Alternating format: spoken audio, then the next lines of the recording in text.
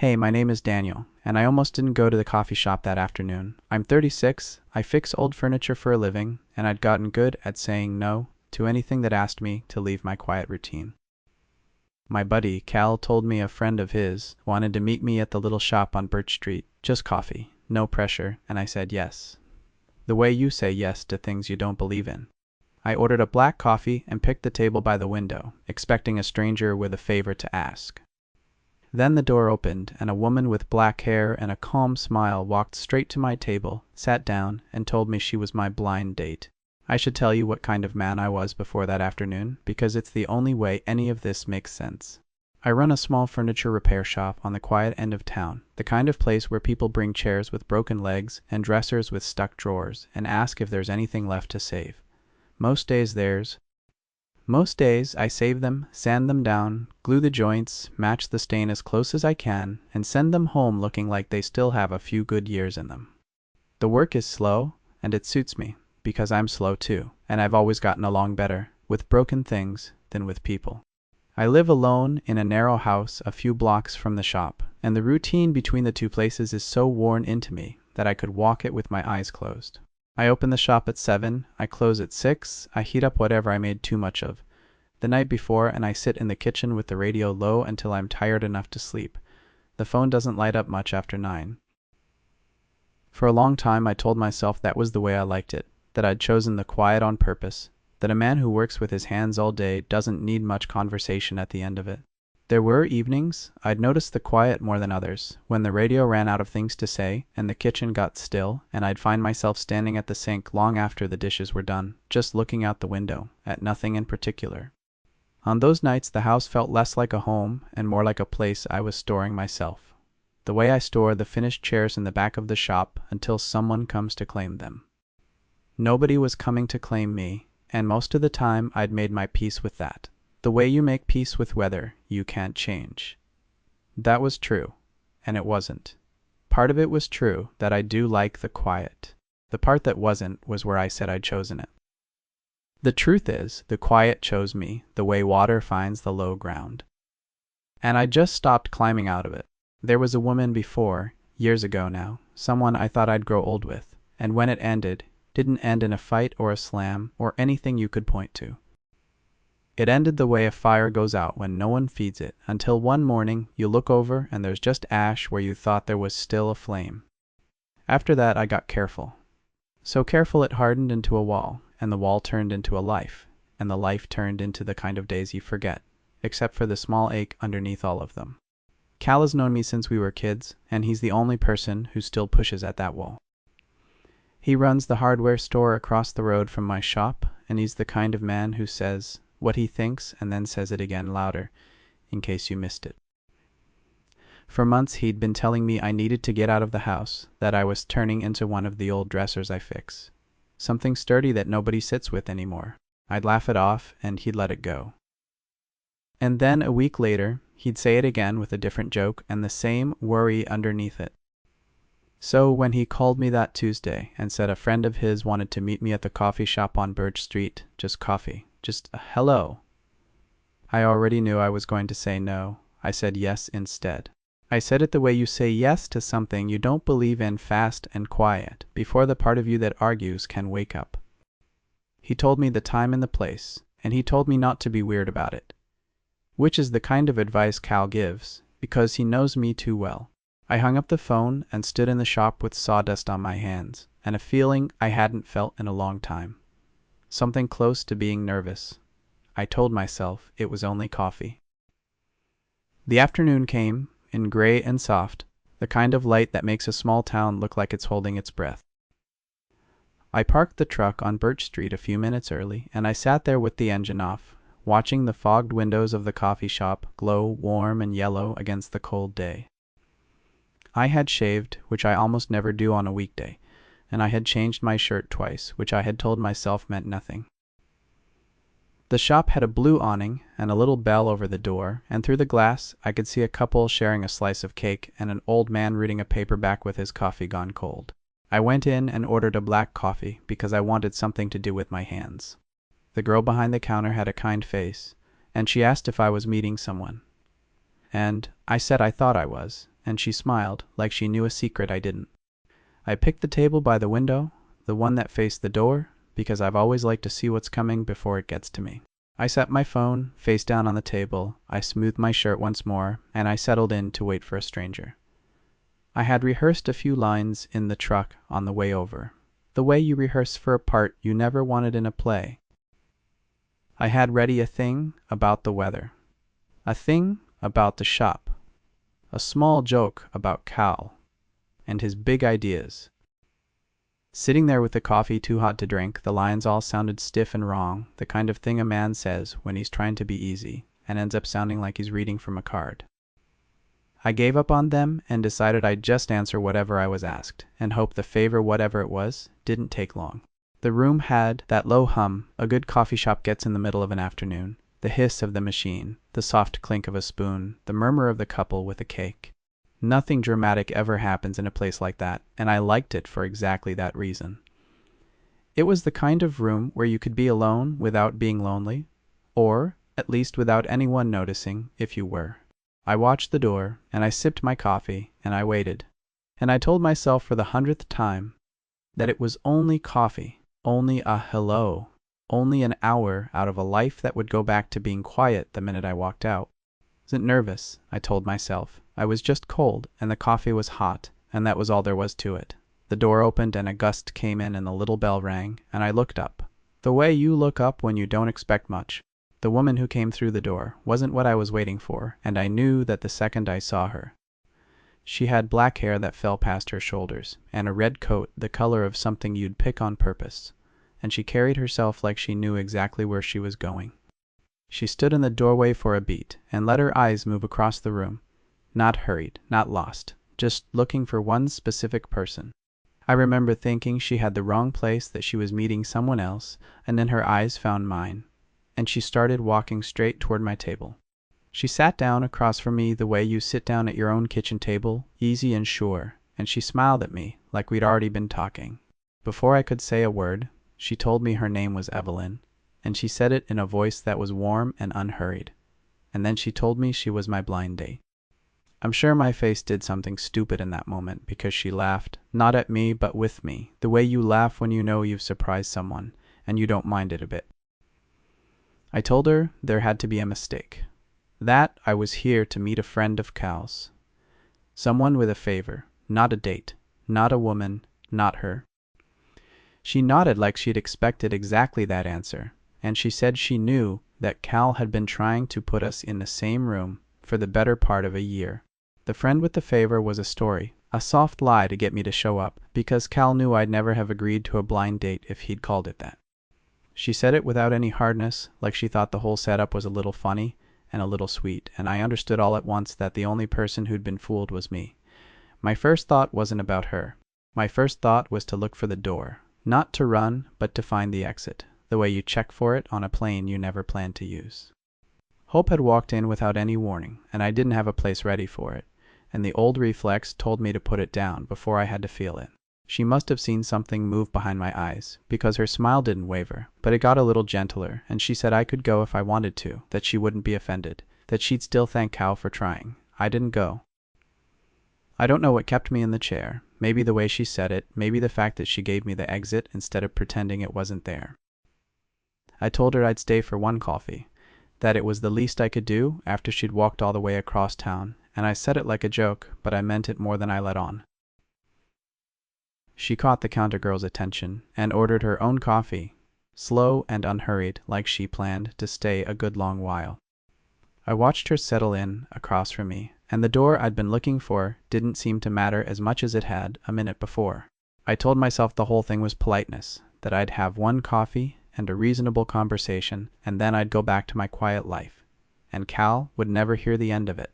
Evelyn didn't seem to be in any hurry to get anywhere, and she asked her first question so easily that I answered it before I realized I'd been nervous.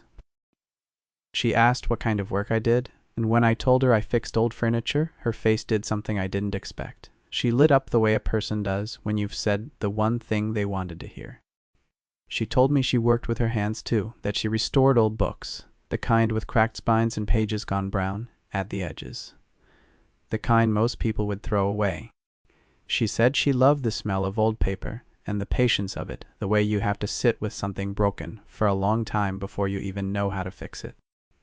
I understood her in a way I hadn't expected to, because she was describing the exact thing I feel when a chair comes into the shop looking like it's done for and I know it isn't. Neither of us said it out loud, that we both spend our days saving things other people have given up on, but it sat there between us like a shared language. She asked me if I liked the work, and it was such a simple question that I almost gave the simple answer, the one I give at the hardware store when someone asks. Instead, I heard myself tell her the truth, that I loved it, that it was the only place in my life where I still trusted myself, that there was something in taking a broken thing and making it usable again that I couldn't find anywhere else. I hadn't said that to anyone in years, and I said it to a woman I'd known for 10 minutes, and she nodded like she'd known it about me before I sat down. The conversation moved the way water moves downhill, finding its way without anyone pushing it. She told me about a book she'd spent 3 weeks on, a family Bible with a spine that had come apart in 4 places, and how she'd sewn it back together a section at a time until it held again. I told her about a rocking chair that had come in with a cracked runner, and how I'd steamed and bent a new piece of oak to match the old one so well that you'd never see the seam. We traded small repairs like other people trade stories, and each one said more about us than it did about the work. My coffee went cold, and I didn't notice. Hers was still half full, and she wasn't drinking it either, and at some point someone came by from the counter and asked if we wanted a warm-up, and we both said no without looking away from each other. There was a moment when she reached for the sugar and her sleeve rode up, and I saw a thin line of ink on the inside of her wrist, a small word I couldn't quite read. I wanted to ask her about it, and I didn't, and the wanting to ask was the first sign that I was further in than 1 cup of coffee should have gotten me. I found myself making up stories about what the word might be. A name, a date, a line from a book she'd fixed and loved, and I caught myself doing it and felt the small surprise of it. I hadn't wondered about a person in a long time, hadn't let myself fill in the blanks of someone I'd just met, and the fact that I was doing it now told me more than the conversation had. She asked me then if I was always this quiet or if it was just her. I told her I was always this quiet and that most people stopped trying after the first few minutes. She said she wasn't most people, and she meant it, plain without any brag in it, and I believed her. The small talk had run out a while ago, and the silence that came next wasn't the awkward kind. It was the full kind, the quiet 2 people share when they stop trying to be easy and just let the room hold them. I didn't know it yet, but that silence was the door, and what came through it next was going to ask more of me than a cup of coffee ever could. I let the silence sit, and I waited for her to fill it, the way I always wait, and she did the last thing I expected. She didn't fill it, she met me there. We sat in it together, the hiss of the machine and the clink of a spoon somewhere behind her, and after a while she said something that changed the shape of the whole afternoon. She told me she'd almost not come either.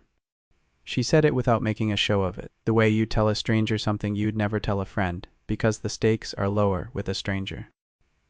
She'd gotten to a place where she expected less and less of meeting anyone, not from any one heartbreak, but from the slow wearing down of it, year after year of dates that felt like interviews. Evenings ended with a polite, "We should do this again," that neither person meant. At some point she'd started to think the problem was her, that she was too quiet, too careful, too much in her own head, and that she'd nearly stopped trying altogether. Then Cal had called her about a friend of his, who was just as stuck as she was, and she'd said yes. On the same kind of whim I had, the kind where you agree before the part of you that argues can wake up, I heard my own life in her words, and it undid me a little. The way you get undone when you see your own reflection in a stranger's window and realize you're not the only one standing in the cold.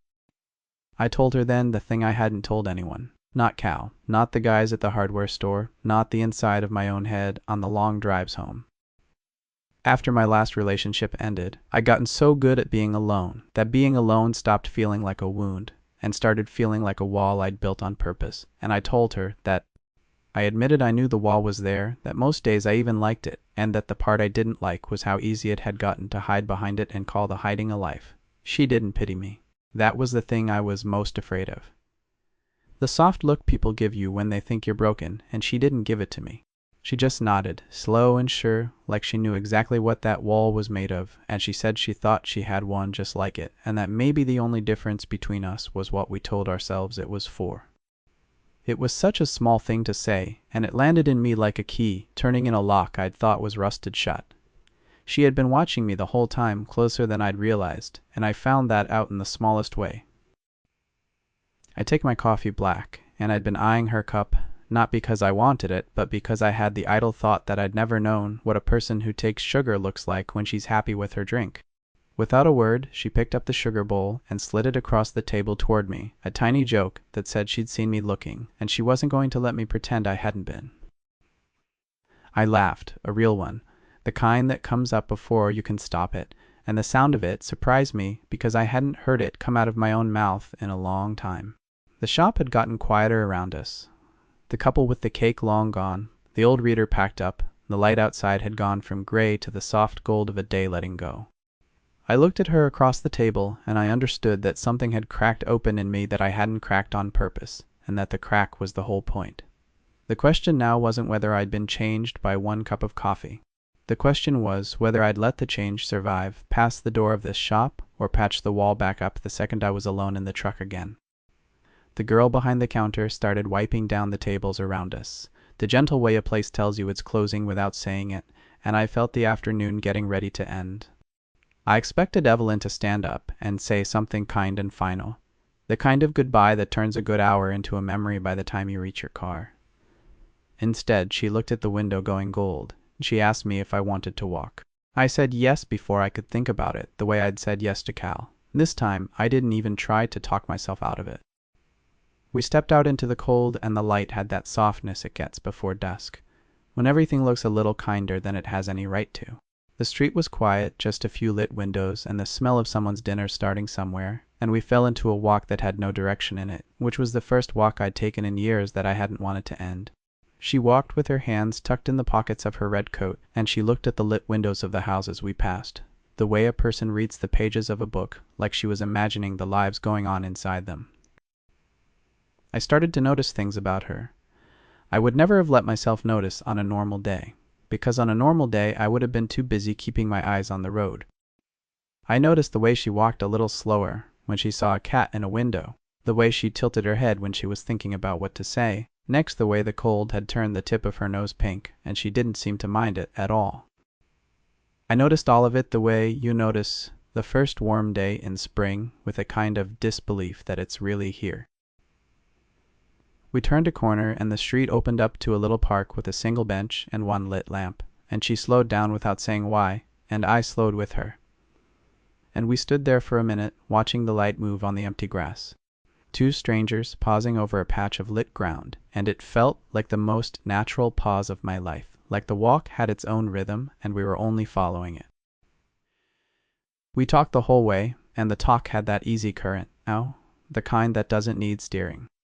She told me about the street she'd grown up on, and I told her about the shop and how I'd learned the trade from a man who never said a kind word, but taught me everything I know.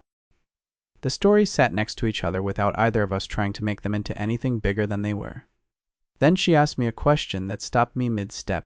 She asked me what I was afraid of, and she asked it gently, the way you ask someone something you already half know the answer to. I could have dodged it, and I'm good at dodging, with years of practice and the easy answer right there, the one about not much, the one that closes the door, but I didn't use it.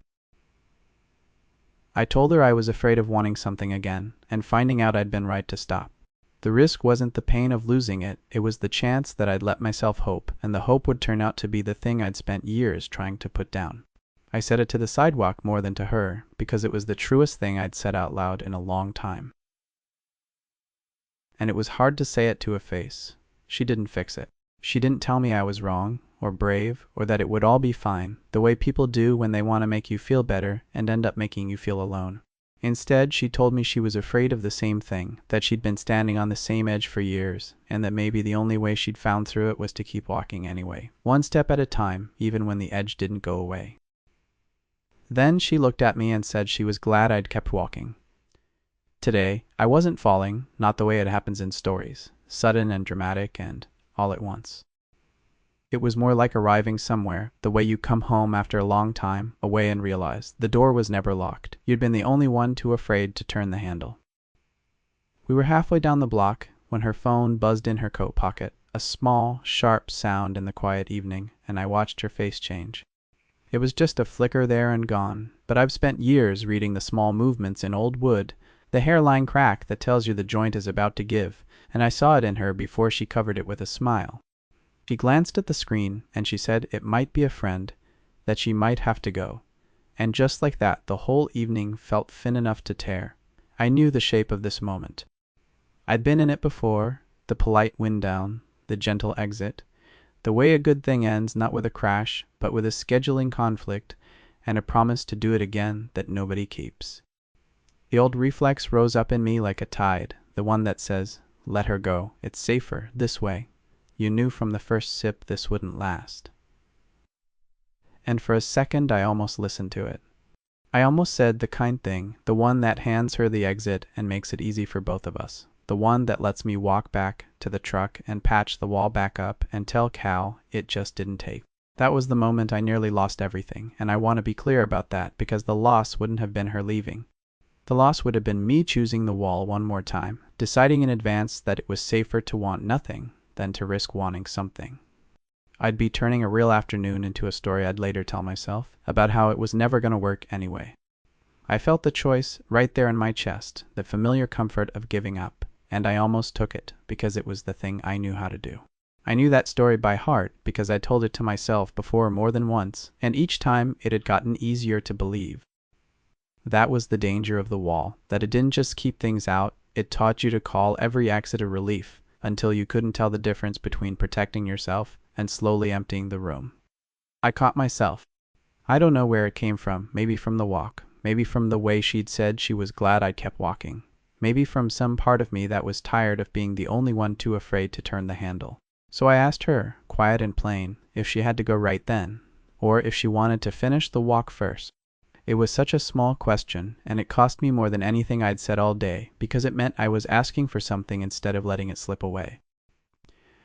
She looked at me, then really looked, the kind of look that takes your measure, and she put the phone away without answering it.